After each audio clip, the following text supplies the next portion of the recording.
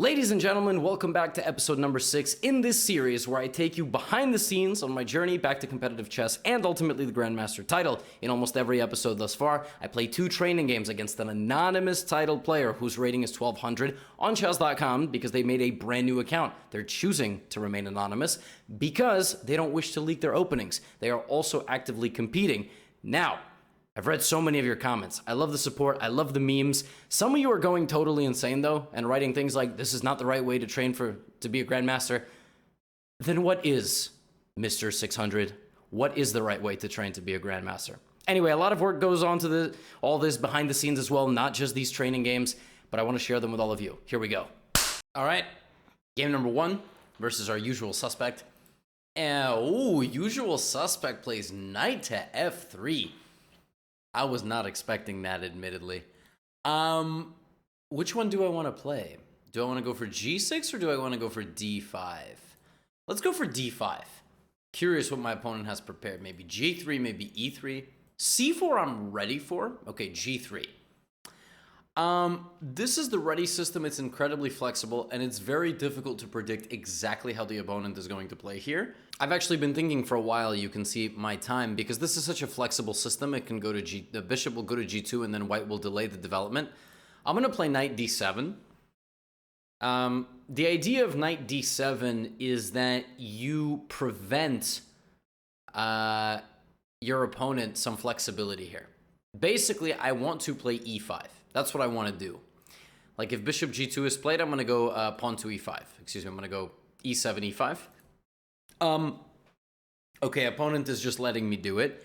If the opponent were to play d4 and commit a pawn to the center and cover that, then I would go knight b6 and prevent c4. So we're going to go e5 now. This is the idea. And it's okay to block your bishop because now you'll get a position that is just completely fine. Knight f6 here is an option. Also g6, bishop g7 is an option. I'm going to play knight g2 f6. And here it's very common to counteract whatever's going to happen on this diagonal with the move c6. So for example, if c4 is played, oftentimes I will respond with the move c6. Opponent is basically playing a King's Indian attack. That's what's going on here. Okay. Bishop d6. So far, everything as advocated. I was really not expecting the move knight f3. So, 2 ways to play this. Play e4, play c4. That's it. There's nothing else. There's no other way for white to develop. If white plays like b3, bishop b2, that is the most non-confrontational way, but it's not very good. So here, you can do 3 things with black. I think you can push, you can take sometimes, and you can just play c6. What do I want to do? What do I want to do? If c6 here, knight c3, maybe I go d4, then e3 is the thing, c5, takes, and then I can castle. I gotta think about what I want. I don't know what I want. I haven't thought that far. Let's go c6. So cd5 is a very standard move. We'll just transform the structure, and then the opponent can target that pawn on d5. Also, pushing to d4 is pretty good. It's rapid, though. It's difficult, you know? Like, if I was playing a classical over-the-board game, I'd be sitting there going, let me remember my prep. But on the fly with, like, 8 minutes on the clock, and I have to talk to you, and you're watching this right now, so thank you. Otherwise, you wouldn't even know that I'm saying this stuff. Isn't that fascinating? It's like Schrodinger's YouTuber. Oh, God, that's too complicated right now. Schrodinger's video. If you're watching it, then I'm saying it, but if you're not watching it, then I'm not saying it. And I've never said it.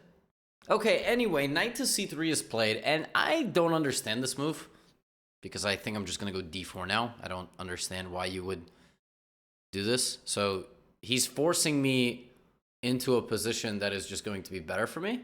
Because knight a4 just doesn't make sense. Because first of all, I might even be able to trap this knight. Well, of course I'm going to take. Now you have... What about this bishop?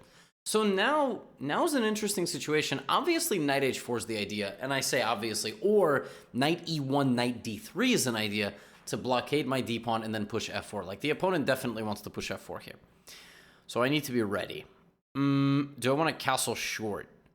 Or do I want to castle long? It's another question. I think I'm going to castle short. I think knight h4 is going to get played.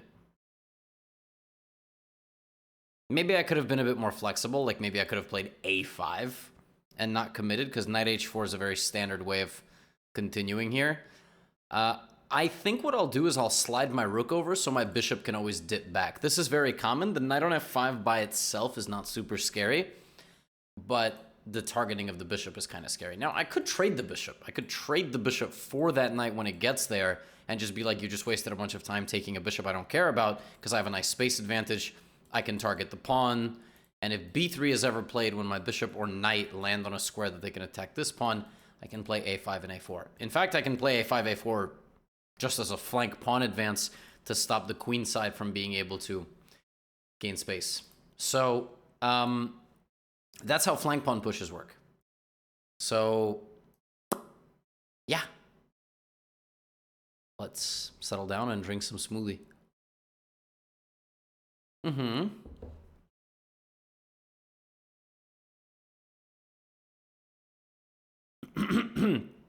So the interesting thing about this position is I can play f5 myself. And then if pawn takes, I can move my knight and then maybe win back the pawn. But the question is, am I guaranteed to win back the pawn? If I'm not guaranteed to win back the pawn, probably shouldn't do it. Also, this is coming, right? So like a5, a4 makes a bit less sense now. Knight b6 hits this, but then just b3. And then maybe f5. Knight b6 and then f5. There's also knight b6, queen c2 to advance c5, and that isn't very pleasant for me. Then I would have to play c5 and then maybe f5. So I ended up going with knight c5 to counteract knight d3 incoming, and the move b4 I think I'll meet by rotating my knight and hitting this pawn. I kind of got very spaced out there, as you can tell from the time. The hard thing about scheduling these training games is, you know, we try to schedule them a few days out, and sometimes I'm just exhausted. And actually, right now I'm just feeling super tired. So I'm gonna try my best. But yeah, for some reason, really lacking energy. But we're gonna try to rally. So the idea of knight c5 is to meet this move with without taking it, but essentially counteracting the knight when it's there and always pressuring it. Yeah, so I anticipated this, and my logic here was that I was going to go knight a6 or knight back to e6. Knight a6 hits the pawn, so this was my goal. And this is now hanging two different ways. The move a3 gives me time to play my f5 plan, and also maybe even a move like c5. Yeah, and this move I didn't think was great, because what I would do is come back. This is still under attack. Right, so now the pawns are coming forward and pushing me back a little bit, kind of kicking me around, but they're a bit overextended, and this is played. Yeah, and see, this is like a case in point example. I just basically forgot that this was under attack. Yeah, like I was gonna go b6 in this position, but that just doesn't work at all because knight e5, knight b4. A3 attacks my knight. Yeah, pretty frustrating. Totally out of it this game. And I want to play f6 to guard against knight takes, but queen b3 on the diagonal is very strong. Oh, man. Yeah, I overthought the position, then played something really bad. That's generally what happens. What if I go here first, so that this move I can take this pawn? It's not so bad. And f4, I don't know what I'm going to do when that move gets played. Maybe just f6. So that, again, this knight can't move away from this. Now, a3 is the move that I'm kind of afraid of. I don't exactly know what to do if a3 gets played. But maybe f6 and queen c7. Like, basically, I can't allow... Even if I get overwhelmed here, I can at least slide back. But if I can keep my structure together, then I think I'll be okay. But if knight here, here, and then like f4, I could just be in serious trouble. But I couldn't allow the queen complete control of the diagonal. That would have just resulted in me having a very bad position. There's a giant piece of frozen fruit in my smoothie that never blended. This is the stuff I have to deal with when I play my training games. Yeah, I'm having this moment of like extreme tiredness where I look at the board and none of the pieces move. Which is probably good, because if they did, I would like need to be tested for hallucinogens, but you know, Beth Harmon style. But yeah, I'm just a little bit slow. It's okay, it'll be a great challenge when this becomes the first video in which I win both my games. We have yet for that to happen. In the first training video, it wasn't very deserved. I didn't need to lose both games, but I lost both games in the first video. Anyway, I think knight e5 is probably the way to go. He plays it, and probably... Rook b1. So a2 is hanging, and so is b7. So a5, there's a3. Bishop a2. It's terrible. I can go back and take this. But I think, well, I can also danger levels my opponent here. Maybe hit him with f6. Ooh. To kick out the knight. If rook b4, I take. Rook b7, I have bishop c5. I don't hate that, I gotta tell you. I'm gonna go full danger levels. Never go full danger levels. Look at that. I never thought I would see danger levels in the wild. Knight a2 actually also looked good to try to rotate back to c3. And I'm probably gonna find out that that was probably just better. But like knight a2, and I overthought it. But I'm not expecting, at a certain point, I'm expecting my brain to wake up. For now, if I can play like this on limited brain capacity, that's completely fine. I just really wanted to keep my pawns in the center together, because if I do, opponent's bishop continues to suck. c5 stays a weakness. Obviously, if knight c6, I just come back. I think it was very important I got to put this bishop here. Knight f3. Okay, I missed that move as well, but I think I'm lucky. I think I might have this move. Knight a2, there could be queen d4. Although that doesn't strike me as like the biggest problem. It's unpleasant though. Okay, I think I'm gonna take on c5. So now a3, I'll probably still jump in there and go back to c3 actually. I still like that, because I don't really believe in taking on b7. Yeah, I'm gonna play knight a2. And I think I just... Look, knight a2 is a hilarious move. That's just me getting my knight to c3. And if this rook stumbles in over here, I actually think I can trap it. Like, I'll put my knight here, and then I'll just drop... Yeah, I'm gonna... Okay, so first of all... This move just looks like it makes sense. It's a tempo-winning move on the queen and the pawn. Probably queen d3 is gonna happen. And... I'm going to slide this bishop back one square, and this rook is completely trapped. I think.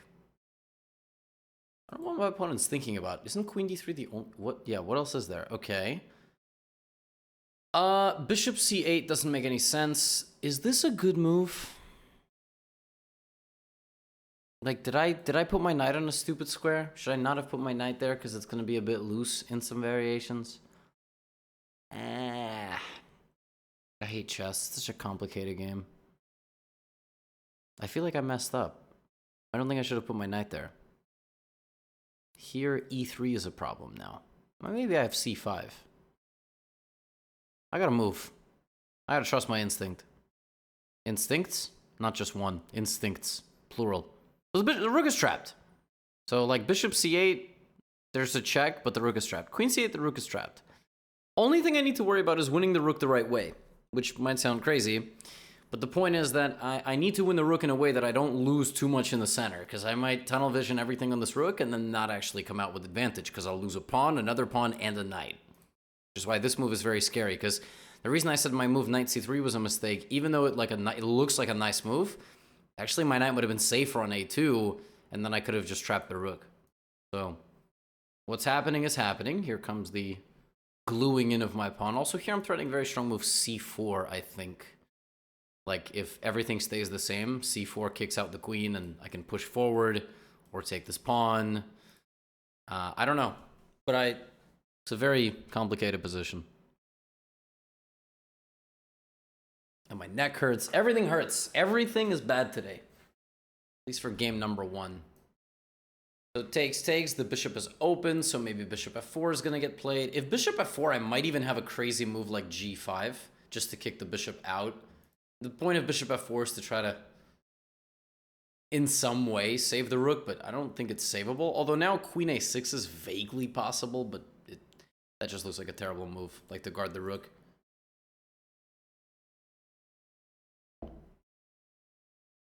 So this and this. Now, this is far away, so e5 could happen. Right on cue. I'm thinking bishop d5. That's not scary. Bishop d5, that's hanging. Then I can take on g2, or the rook. So here, probably the rook is going to sacrifice itself. I'm going to go here. I don't see anything. I see this open. If pawn takes f6, I just take a completely free rook, like no questions asked.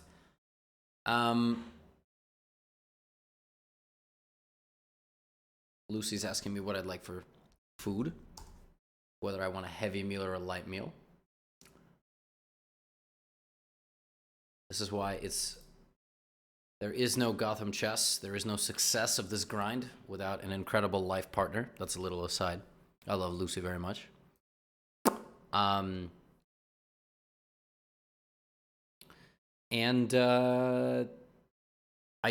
don't know. At this point, what my opponent's trying to do is create chaos. I don't know that that's going to work. In fact, rook b6 doesn't work at all, because I just realized that after pawn takes, if you take on d4, I have takes, and I can just save my knight. I'm just going to be up a rook for a bishop.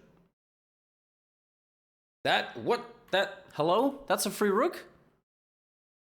What is there, some knight g5? Oh. Knight g5. Oh, that's very scary.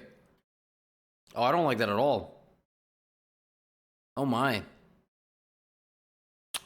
Okay, so let's think about this. Maybe I throw in a check of my own. If king h1, bishop g2, king takes, queen d5. Oh, wow. That's very scary. And then I don't know. Then I'll have to... If here knight g5, knight e2 takes, I take on... gotta take something. I gotta take something here. What am I taking? Am I taking with the queen? Knight g5 is still a thing. I can't take with the pawn, because then I get mated. What is going on here? Okay, dude, focus. Okay, I decided to take with the queen. I have no idea if this actually holds the position or not. It seems like it should. It also seems like I'm a pawn up, but I'm not. Material is totally equal. This rook just looks stuck. Knight g5. There could be a knight e2 check, but I don't think there is. Yeah, and here I really wanted to play queen f5 or queen g6. And somehow my opponent has survived, which is pretty wild.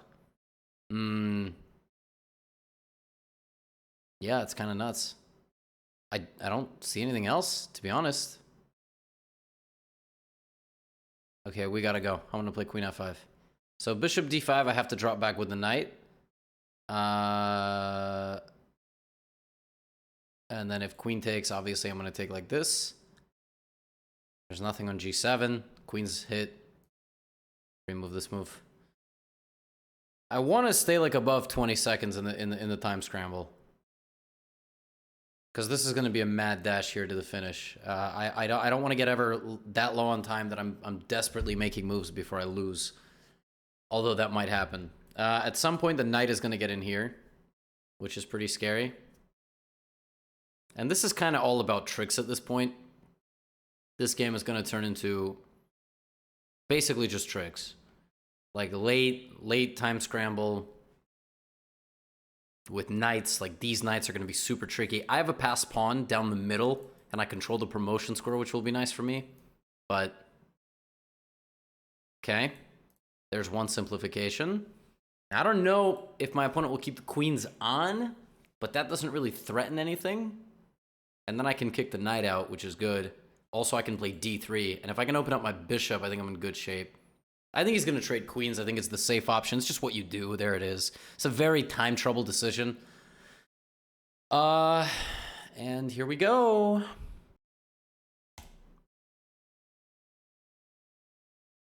I'm attacking the rook and potentially rerouting here. So h6 is an idea.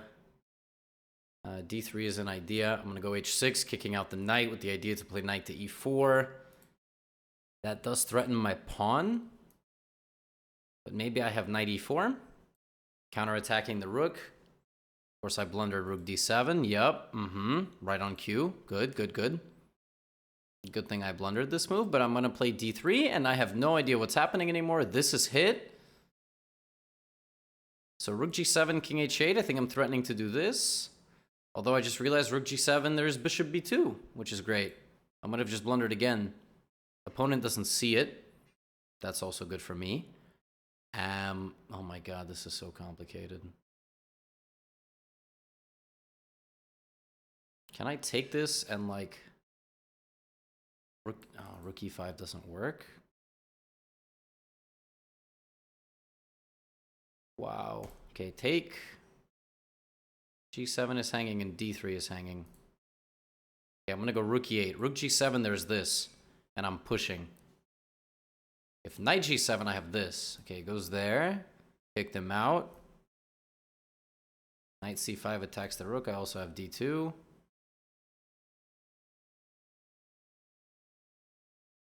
Okay, rook b8, rook b1 is the idea. Rook b1. And now if they take my knight, it's game over. And rook e1 is a threat to promote the queen. And I think I just got there fast enough. There's knight g2.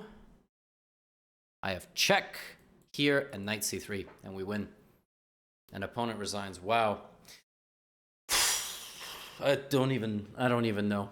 Here we are. We're analyzing. Now, for some of these episodes, I actually took some time between episodes.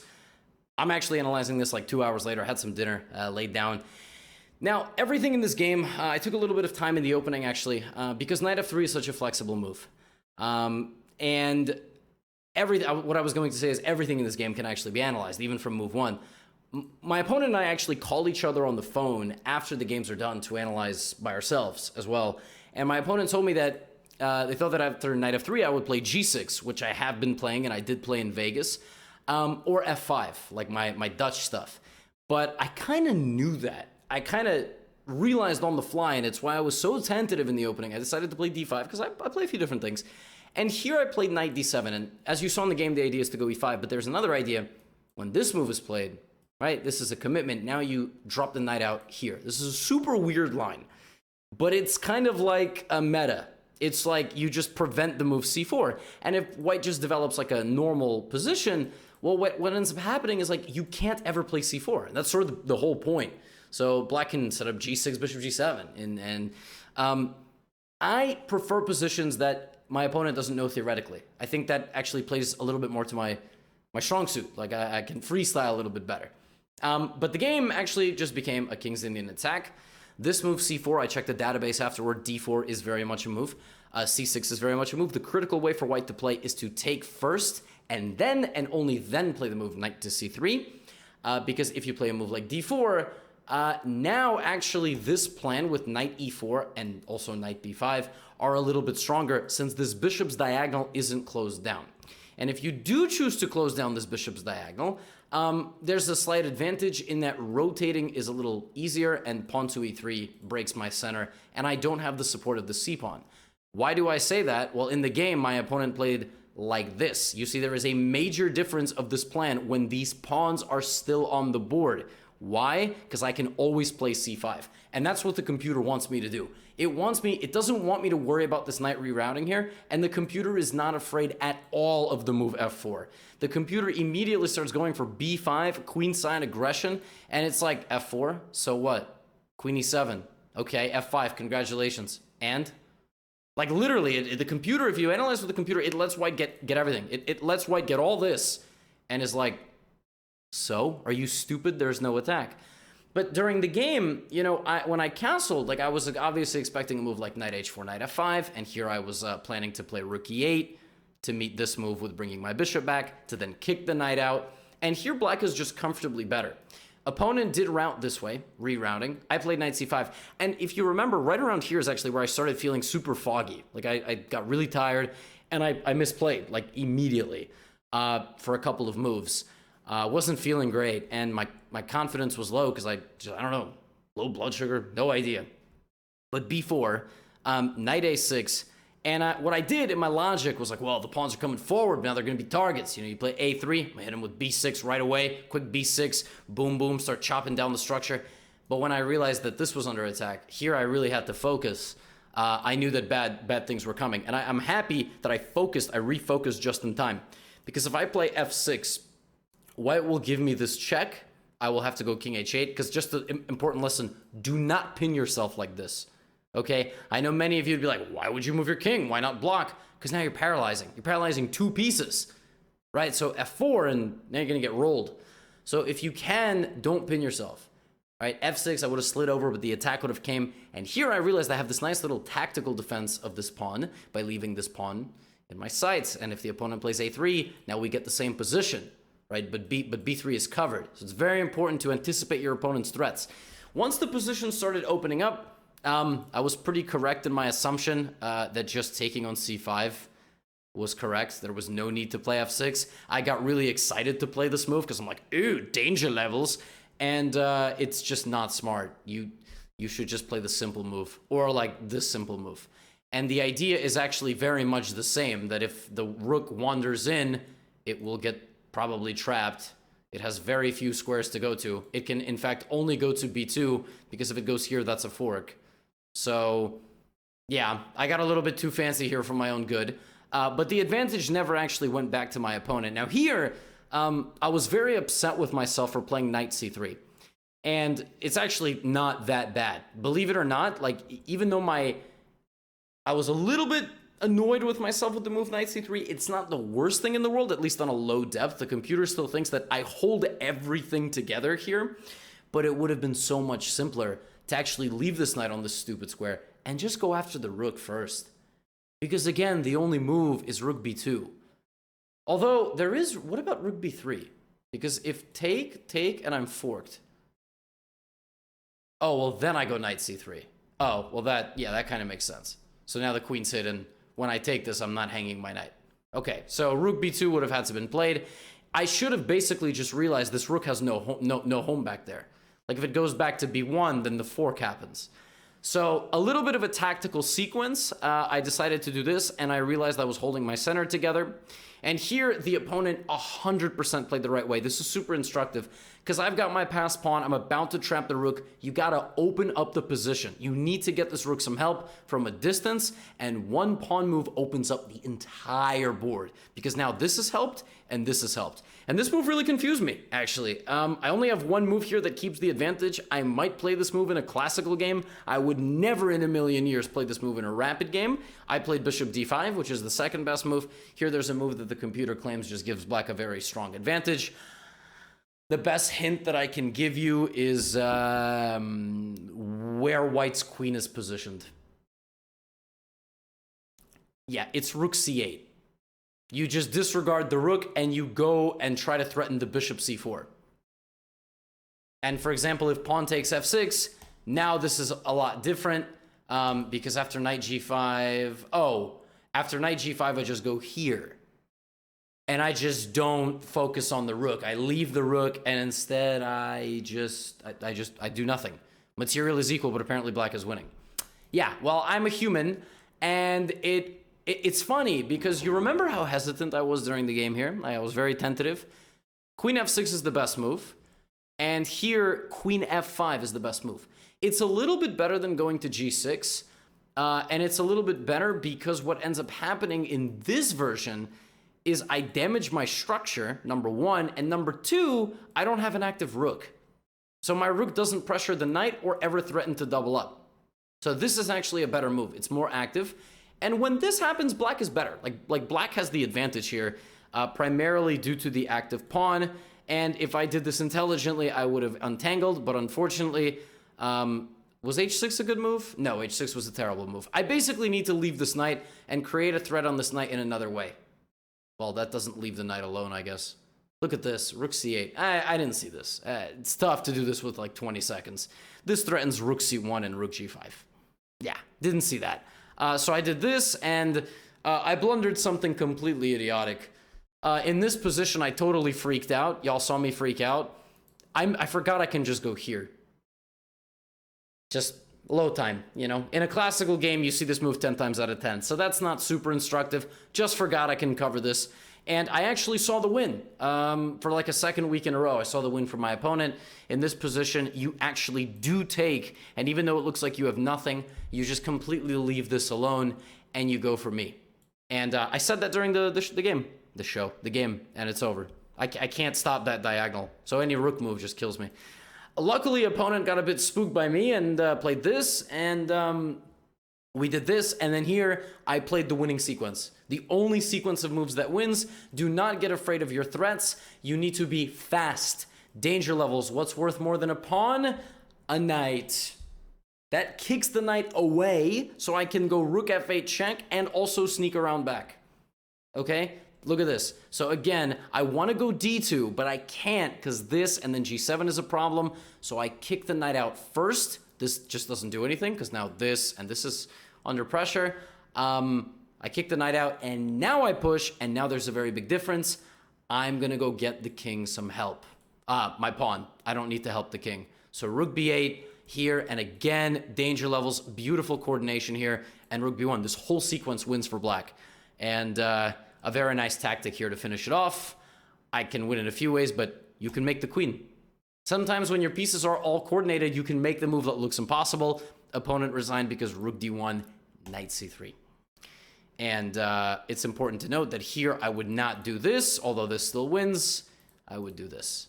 Give my pieces space and then win the game. So I won the time pressure tactical shootout. It was an interesting opening. I actually misplayed right around the time I had a little bit of brain fog, so can't be too upset about that. Recovered just in time to tactically defend my pawns. Slightly played inaccurately. Through the game in time trouble when I completely missed the defensive resource. And this game had a little bit of everything. So let's go on to game number 2. Okay, I actually have no idea what to play today, so I'm going to go back to c4. In our training games, we haven't really played much beyond this. Opponent likes e6 d5 system, so what I'm going to do is I'm going to play knight f3 here. And opponent goes for g6. So clearly trying to play King's Indian. I'm going to go for b3. I've actually been taking a look at this system where you play b3, bishop b2, and g3, bishop g2. So you fianchetto with the dark square bishop into a King's Indian. And it's a very flexible system, and it's completely equal. But it's a way to combat what would normally be a strong suit of a King's Indian player, which is like the whole theoretical side of things. Now here, d6 and e5 is obviously the way to go, c5 and stuff, but some people have the flexibility here to play d5 right away before I can play bishop g2 and short castle. And d5 leads to a position after cd5 where black can either take with the queen or the knight, and then play develops and I try to target whatever ends up there. I predict d6, although opponent could get here and feel feisty and maybe throw in a fianchetto or play d5, but I know my... You see? Here comes bishop g2. And what's funny is that if I castle, opponent could play c5, and then we will have symmetry. Do I want that? Or can I play d4 and prevent that? How evil do I feel like being? Although if d4 maybe d5, then I take. Gotta think a little bit about what my opponent wants. I can break the symmetry with d4, and then we'll have a game. And there's some stuff there. Or do I go d4 myself? I'm gonna go d4 myself. So c5 I can just take right away. And we might have an interesting position. I'll open up my bishop. Here there's also some ideas for black to immediately come to e4, because my bishop is pretty loose on b2, as is this bishop. So yeah, d4 right away takes away some options. We have a totally fresh position. I might even go d5. Is that crazy? Is that crazy? Just go d5. Or just I could just castle first and then go d5.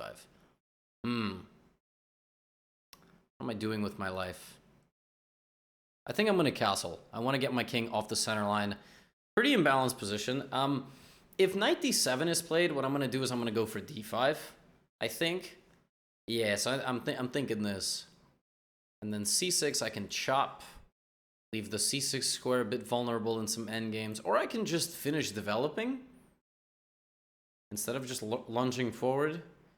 I think maybe this is also fine.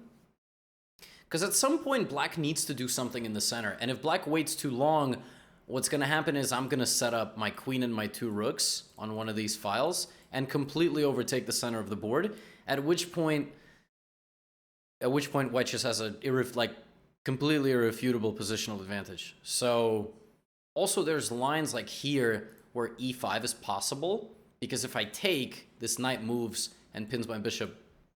Right, but now that I've played knight c3, that's not possible anymore. Anyway, we'll look at that when I analyze after. But totally fresh position for the both of us.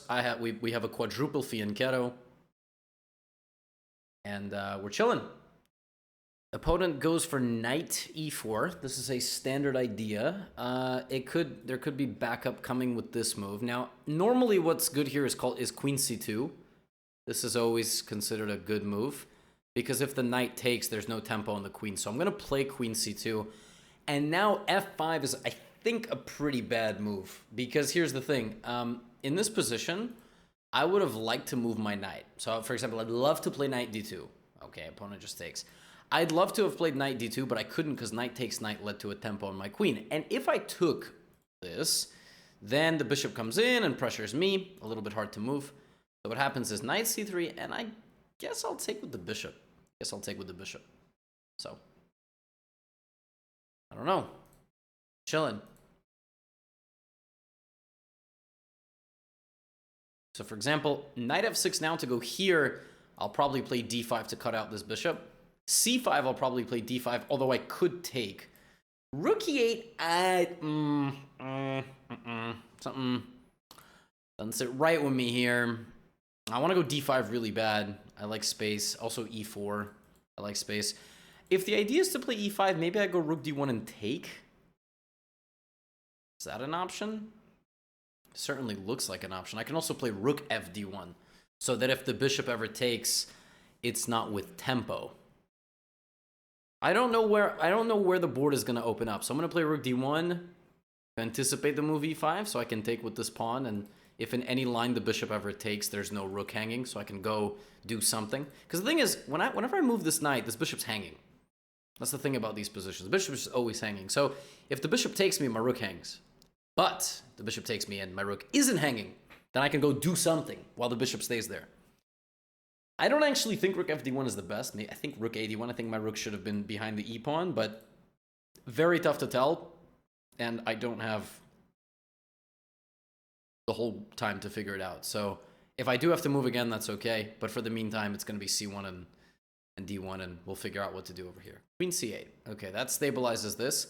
I think we're getting to that moment where it's going to be time to play this pawn. I think right now.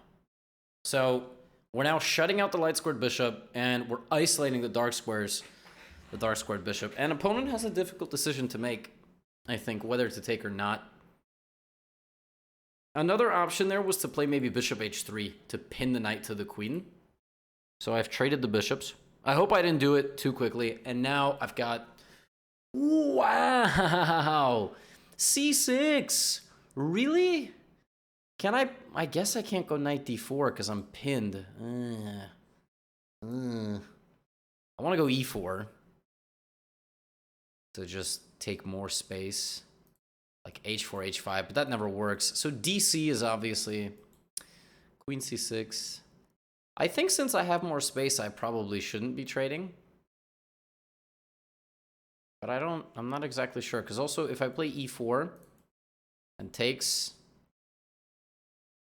Well, another option, like, what if I move my queen? Like, for example, queen d4, and I rotate the queen over here or something.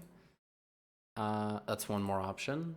Or queen d2 and queen h6. So queen d2, take, Always have rook c1 ideas.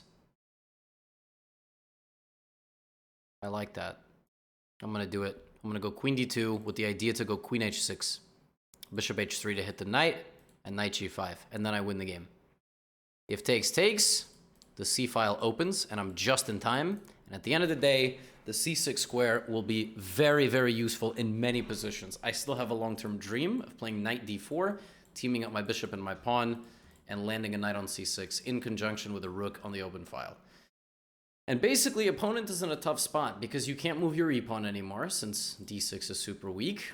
If you take, you go for that line. And if you play c5, then your bishop is in jail forever. So I'm doing something here known as keeping the tension. And I'm using a space advantage and adding my forces behind my space advantage. That's what I'm doing. Of course, it looks like I'm also threatening to give mate, which would be nice. That's the benefit of having removed the dark squared bishop. So far, the game feels very flowy. Every idea has stemmed from the previous one.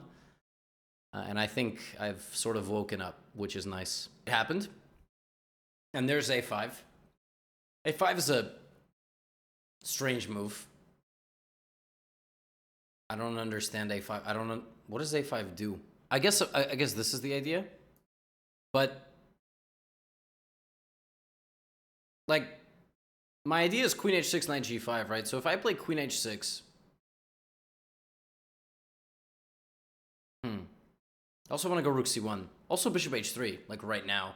I guess the other idea is maybe queen c5 and try to come in here or something to trade queens with me. But that doesn't make any sense. If bishop h3 here and then I play like... First of all, can I take and play queen h6? How do you prevent knight g5 there? Some f6 move? Yeah, I guess some f6 move. Yeah, some f6 move. So, what about... Yeah, what if I do this? I don't understand. If you ever play f5, you completely damage all the light squares behind your position. It might still be the best move. In fact, it might be the only move. But then I have so much nice stuff. And basically in chess, if you can induce very committal pawn moves from opponents, you can really get a great position. So for example, after queen d8, wow. This might like actually be completely necessary. This does not look good at all for my opponent. I'm going to play queen h6. I mean, I don't know. This does not strike me as a very healthy position. What I also could have done is I think I could have taken and then played queen h6, threatening knight g5, and then after f6 played e4 to play knight d4, knight e6. That also would have been really good. And I'll analyze that after. But the idea is just very simple. I mean, I want to go knight g5. Now, knight f8 is also a move, and knight f8 does stop mate, but that is a depressing reality after knight f8, and I think I can always bring my queen back, too. Also, I have like rook d4. I mean, this is not good for my opponent. But I gotta stay sharp. I can't just relax and then not win. That would be very upsetting if I didn't win this position. There's knight f8. So if I'm envisioning what my opponent wants, it probably has something to do with trading the bishop. So rook c1 comes to mind. A move like e6, is that anything to trade with me? It could be. It could be a thing. So let's think. The thing is, if I play this move, there's no turning back. Like, I'm in there. And I need to win, basically. So I'm going. I'm all in. I don't know what I'm threatening. I just know that the f-pawn can't move, and I know that if the e-pawn moves, I take, and d6 is weak. And I've got e4. I've got backup. I might have rushed it a little bit, but I don't know. Rook d4 is coming. I've always got this idea as well. It just seems like everything is aligning right now for me to go do something beautiful in this game. Sometimes, though, in chess, when you have your back against the wall is like when you can really shine. Opponent does go for e5, allowing me to take en passant. Do I want to? I guess according to the rules of Anarchy Chess, I'm supposed to take en passant in this position, but I'm sorry, my dear people. I don't know if I can do that right now. Now, I don't have rook d4 anymore, which is mildly inconvenient, but my opponent really has, I guess the idea is queen here. So maybe if I play rook c1 and try to go to c7 to keep terrorizing my opponent, I'm going to get in a good situation. There's also a lot of lines where I can go knight e4, so like, it's not right away maybe. Like rook c1, bishop c8, rook c4 is a cool idea. Here, rook c4. If bishop h3, I can even play rook h4. If there's something like queen f6, knight takes h7. Weird, because I really don't want a queen trade. En passant's starting to look pretty good, actually, even though I'm opening up my opponent's bishop. Also could be a problem, though. There's problems with a lot of these, like, little small variations here. Okay, let's play rook c1. Let's not break out. And worst comes to worst, we don't deliver a mate, but we completely shut down the counterplay, and we can always make the transition to the endgame. Because opponent has a lot of endgame liabilities. Those B and D pawns, if we make it to the endgame, are looking good for me. So I'm not going to go crazy trying to win this here and now. I'm going to try to be patient a little bit. As patient as I can be. I have to say, this idea to trade the queen is very unpleasant. And if I play a move like knight e4, I just don't love that move.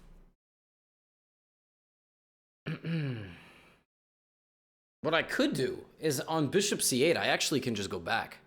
Like, why am I allowing my opponent to trade my bishop? It seems crazy, but yeah, b5, I don't. b5 stops rook c4, which is very funny. It stops one of my attacking ideas here. I guess I can go e4 here. I can also play rook c3 to try to rook lift anyway. I can also do it with the other rook. I need to speed up a bit. I don't want to burn all my clock time talking about things I could do.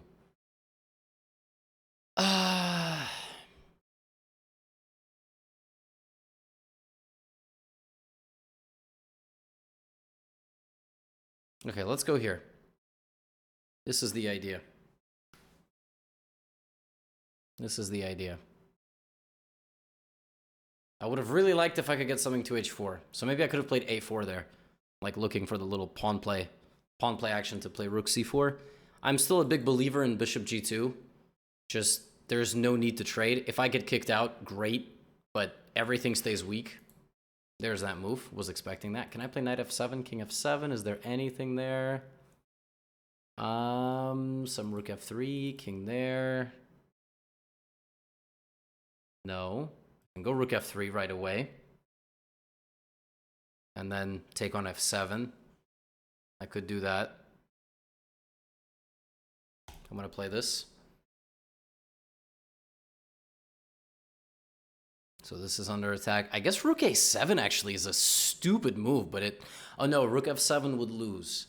Because the thing is, because of all these weaknesses, I'm always threatening this rotating move. So knight e4 would hit this and this. And if I can get to a point where that's unstoppable, then I win. So rook a7 loses to take, and knight back when I threaten both squares. And I think it should win. I think it wins. That doesn't work. And if bishop h3, I play rook f7. And that move just doesn't look good. Although I don't have a knockout yet. It just doesn't look very good. g4. Again, I was thinking about this for some time, but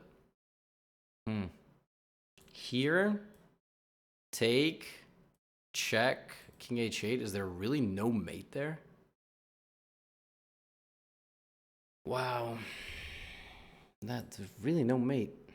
Yeah, I don't actually know how to win this, so I'm just gonna go back to my other plan of moving the bishop. I don't really believe in bishop g4 either. But slowly, the longer my opponent sticks around, the more I'm like, is this really not just completely lost?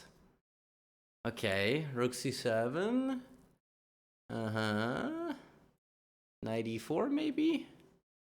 But then is f5 a thing? That's nuts. How is my opponent somehow figuring this out? I also need to play faster. That's always the case. Not that I have to play faster, but always helps to be quicker. I'm gonna go rook e3. My idea is to play f4. I don't know. Totally out of ideas. Maybe I should have gone knight e4, knight f6 faster. This is crazy. The fact that this will come down to a time scramble and not just a very smooth victory is pretty upsetting. But I'm gonna go g4 maybe. And I have some idea to like sacrifice or... I don't want to do something rash when my time gets low. I want to kind of play calm. Play calm chess like last game. Some cannonball defense here, my goodness. I don't think my rook is doing a whole lot, so let's transfer you and try to play f4. That's sort of the idea.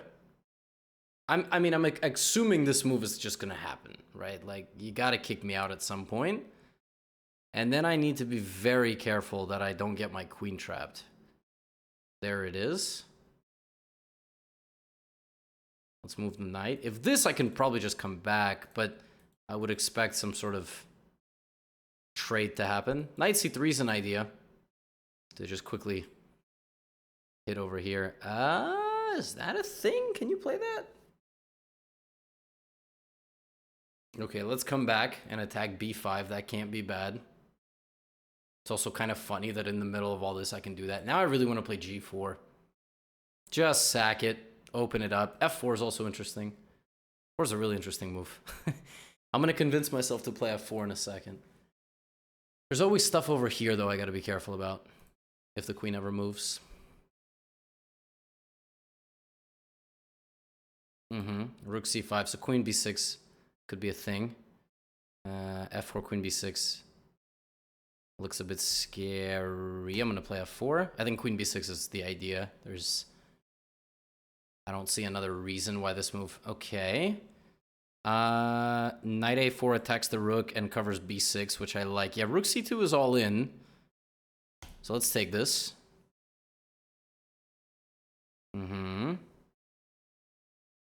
G4. Let's do it. G4, G4, G4. Don't know if it works, but looks kind of scary. Rook g3. Rotating in a second. I got my rooks lined up. I think the bishop's got to go. And I don't know where it's going. Really? Wow.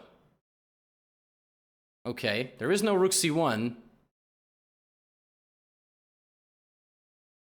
And if you take this... that move makes sense.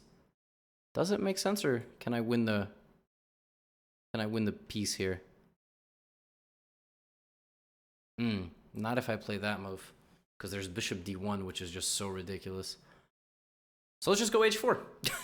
When in doubt, just throw that pawn out there. King is always going to be safe over here. There's bishop d1 anyway. What a crazy position. All right, let's slide you back. We're going to repeat moves? No way. Although I wouldn't... Okay, there it is. So no repetition. That's under attack.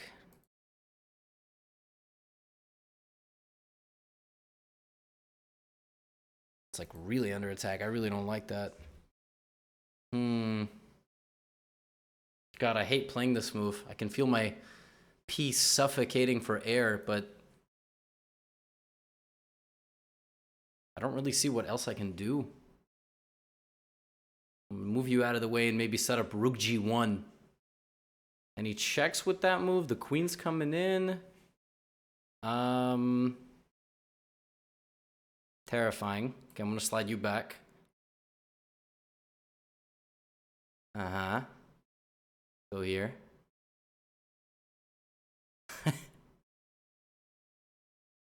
Gotta think for a sec. Knight b6.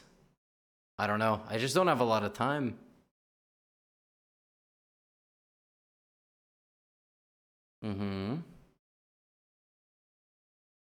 Okay, let's slowly rescue the queen. Let's slowly rescue the queen. I'm always lurking.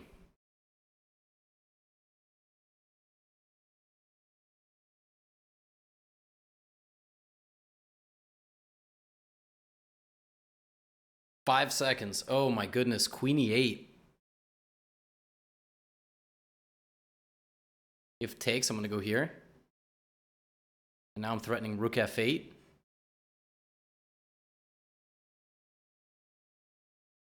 I can't let my opponent get out. So let's play queen g4. Although I'm not certain about this move. Okay, let's go here. The rook is hanging. I think he'll see it. Probably will go rook e3.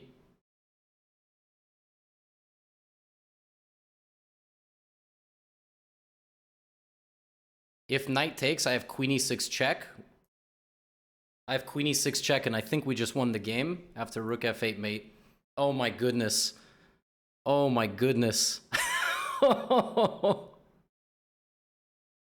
What was that? Okay. Wow. There is a lot to look at in this game. So first of all, I played this, and I was completely expecting e6 d5. My opponent has a very e6 d5 heavy repertoire. Nimso and Queen's Gambit decline stuff, and I was ready to like mess around with different move orders. But then this happened, and what I've been playing a lot in Blitz on my burner is a lot of b3 stuff. And this basically, it's completely equal for black. Like, black already has equality, but essentially, it just gets a King's Indian player slightly off guard. And maybe they are not like super well prepared. You have just such a massive amount of options. There's like a few critical lines to know with black, like if d6, there's a line with white where I can allow the move e5 in the center, or I can play d4 to try to prevent e5, and then, for example, there's like this tricky line where my bishop is under fire. It's all about equal. But when the opponent played a double fianchetto, this actually very quickly became a super interesting positional game. And it came down to certain squares. Very instructive game. So first of all, queen c2 is the best move. And I was trying to say during the game that I would love to play a move like this, but this comes with tempo. So here, here, here, and black doesn't have that many problems anymore. However, when I play queen c2, the problems persist because black is only ever going to achieve anywhere close to equal position by a pawn move. And the second that a pawn move comes, I'm going to be ready. So I need to put something on d1 or play this to stop this, right? So I played this, which stops the move e5 because of all the tactics. So opponent decides to play queen c8. And finally, I say, let's shut it all down. Let's trade the bishops and the move c6. And from here on out, I legitimately played like a computer. So the best move here for white is queen to d2 with two plans, making sure that the queen is off this line, opening up the rook to come here and hit the queen, and making sure this is the structure that I want. I want this structure, the same pawns, no c-pawn, so that then I can jump into c6. Whereas, if I took like this, I'm not convinced that this is that good. Like, okay, I can get a discovered attack, but if I play this way, I get mated, so that's bad. I have to play a move that defends my bishop. And the more I trade here, the happier black gets, because I lose my advantage very slowly. So what I decided to do, instead of that, is transform the structure like this. And a5 is an awful move. And listen, I respect my opponent as a person, but after a5, I lose some respect as a chess player. I knew that I was much better. And actually, at this point, this whole plan with bishop h3 to pressure this knight and then put my queen here, it's the best plan. Like bishop h3 is the top engine move. And then here, this is the top engine move. I really wanted to make this work and just knight g5. The problem is that like this, I don't have this move. If I do have this move, you see, f6 prevents knight g5, but induces this weakness. If I can go here and like this is not possible, for example, like this is the position or this is the position, I just win. The problem is there's bishop d5, so like black is just in time. And if I play e4 to try to play knight d4, then and now I'm losing my advantage. So the rule in chess is before you cash in all your chips, like you need to make sure you have a good hand, right? Not cash in, go all in with all your chips. You need to make sure you have a good hand. If you have nothing, it's a big bluff. So queen h6, knight f8, knight g5. This was all top engine stuff. And here, the computer, very cold-blooded, wants me to just take en passant. And of course, I considered this during the game, but I really didn't like opening up this, and I didn't like opening up this to trade my queen. Computer's not phased. Rook d3, if queen e7, double up, and if like they double up, it just thinks that white is plus 1.7 and is slowly going to win the game. The computer here also realizes you don't need to give mate.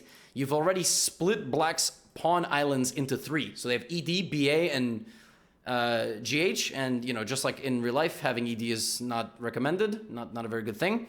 But you should be open to discussing it. This could be like a plug for that, isn't it Roman or something? I don't know. Anyway, I'm going to include this. It's like 11 o'clock at night. It gets weird at that point. So the computer wanted me to do this, and I was like, no. But I would like for you in this position to come up with a winning plan for white. The winning plan here for white is so disgusting. I didn't even get close to seeing something like this. And it comes up a little bit later too. Basically, throughout this game, I want my knight on this square, right? Make it happen. Oh, Levy, that's so easy. Knight e4. Yeah, and then what? How are you getting control over the square? Your queen can't really help, which is why I tried to put my rook on f3. The computer thinks that we have time to play knight e4, g4, g5. It wants to do this. I'm not even kidding. Like, the computer legitimately wants this. Something like this. And this is the best way for black to defend. I mean, and like black needs to play. What? What I did, I thought what I did was reasonable. But it turns, and by the way, I think even here, g4 is the winning plan. Yeah. And the idea is like, let's say something like bishop d7. Actually, bishop d7 is a bad move. Let's say like rook a7. I would go here and g5 and knight f6 or rook f3. And I'm preventing f5. g4 is a beautiful move. I think I vaguely considered it. I don't know if I ever verbalized that I was thinking about this move, but it was on my mind. But that is such a ridiculous plan to then play this and this. Maybe in like 90-minute game, but not in rapid. And my opponent actually defended perfectly. They cocooned. This is 8th rank defense. Look at this. But everything holds. And now black is better. I kind of misplayed this. So I'm like, all right, I got to bail out. I got to like go for pawn play. But in the meantime, black just kicks me out, activates their pieces. 7th rank is protected. And what I do here is I start creating confusion. That's what I was doing. And throughout this game, first of all, here I can play this first and then g4, and I maintain some attack. Somewhere here. Where was it? Maybe never. Maybe I'm stupid. But basically, I blundered this. Like in my mind, I thought, oh, bishop has to go back, and I just completely, yeah. So now black being 2 pawns up, and completely defending the king, how is black going to win this, right? We repeat it here. How is black going to win? Like, he took a 3rd pawn, and then he tried to infiltrate with his queen. I backed up so I could save my queen, get the queen out. And it's not so simple, believe it or not. The computer here is suggesting this. I mean, what does that do? It's difficult for black to actually find a breakthrough. The engine thinks that black is completely winning, but what does black move to win the game?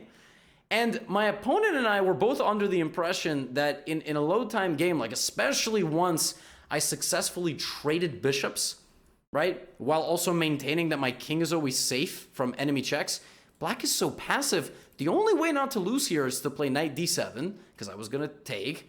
And now I realized, and this is the way you have to create counterplay, even though I'm down pawns, because I have so many open lines, there's always the threat of a back rank mate.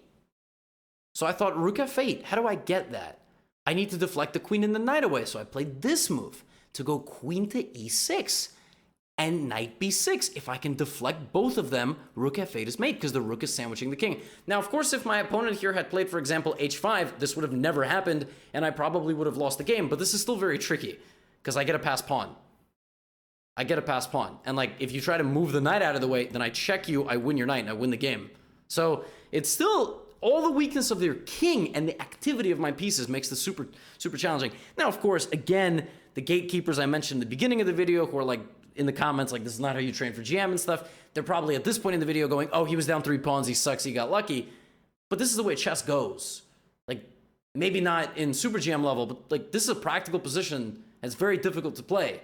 I understand you can look at it with Stockfish, but here Stockfish gives this move to prevent queen e6 with tempo. Like, yeah, you know, and make sure the rook can always come back. Yeah, maybe in a long game. Well, I tried to gambit the knight away. Opponent went here and queen e6. And the only way to save this is to play h5 now. To hit my queen, and if I go here, take, take, now the knight is just clean knight. I can get close, but I'm not winning this. And the counterplay worked. Am I happy with this game? No, I can almost guarantee that in a long game I will not play b3. And the thing about my opening is that I like to play the King's Indian defense. If I'm going to play into the King's Indian defense, I like to keep knight f3 out of it. So in my life, I've played, I'm totally okay leaking this. I don't really care. I've played h3, castles, bishop e3.